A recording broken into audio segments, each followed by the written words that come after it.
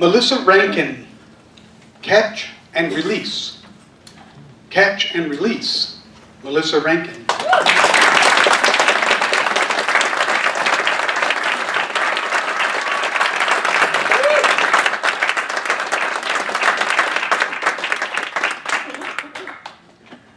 Four letters, one syllable, and between 4 to 8 legs.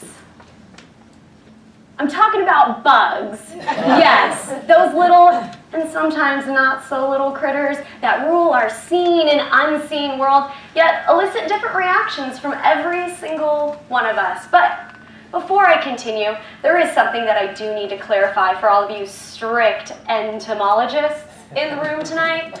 I'm going to be using the word bug as an all-encompassing phrase. Arachnids, insects, they're all going to be known as bugs for the purpose of this speech. It's kind of like if you were to lump Canada in with America. Yes, they're their own country, but who really cares? Plus, it's an upgrade. You're welcome, Canada.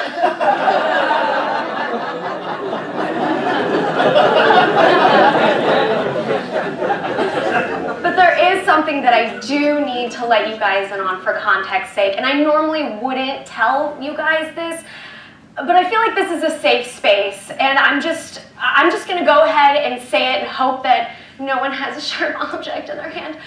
I am from California.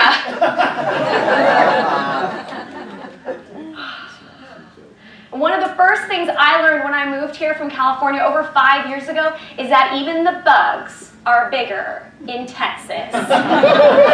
Tree roaches the size of your hand that scurry off with small children and tiny dogs in the middle of the night.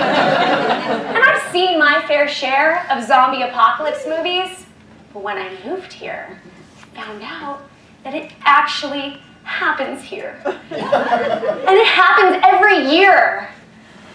Well, I call them zombies. Texans call them cicadas. And did you know that there are actually some broods of cicada that slumber for 17 years? And then they burst out of the ground and they rip off their skins and then they mate, they lay eggs, and then they die. Which actually doesn't sound too bad. But personally, I'm a bug pacifist. I have a very successful catch and release program because I truly believe that all bugs serve a purpose, and who am I to disrupt that natural order? As long as we respect each other's boundaries. Because if you are on my person or in my bed, then you will die! Okay. But like I said, I'm a bug pacifist, and I've probably always been a bug pacifist, even when I was little. My best friend and I, growing up, being from California, of course we loved us some Baywatch. But instead of Baywatch, we would play Bee-Watch, where we'd save drowning bees from her pool. And it usually would look something like this. Hold on, little bee, I'm coming for ya. And then you gotta shake out your hair.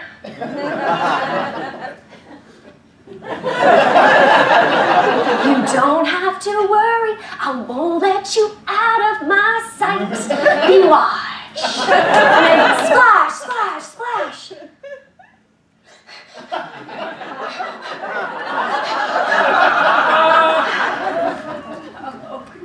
Some of our rescue ventures were more successful than others.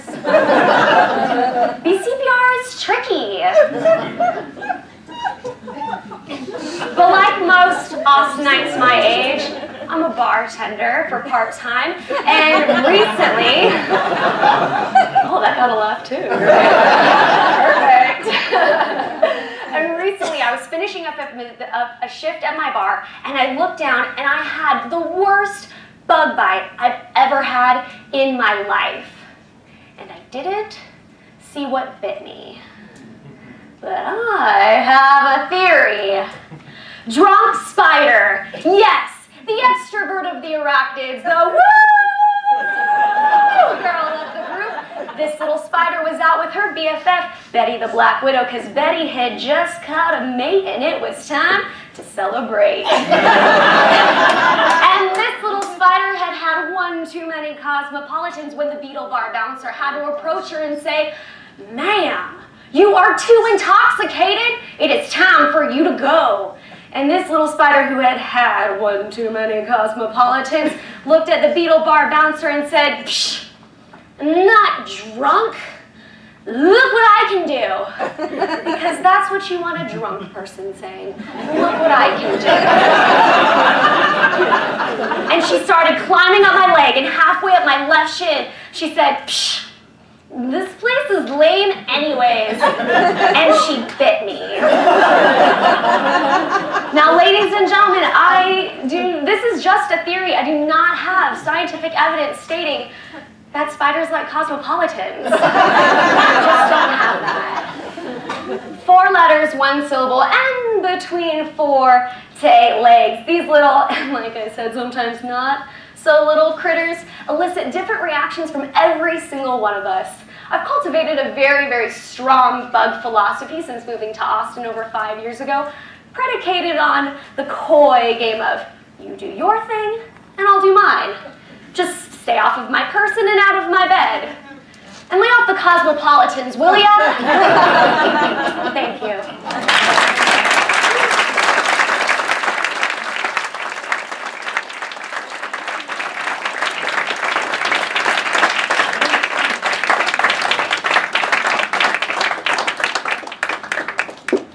May we have silence until all of the ballots have been collected.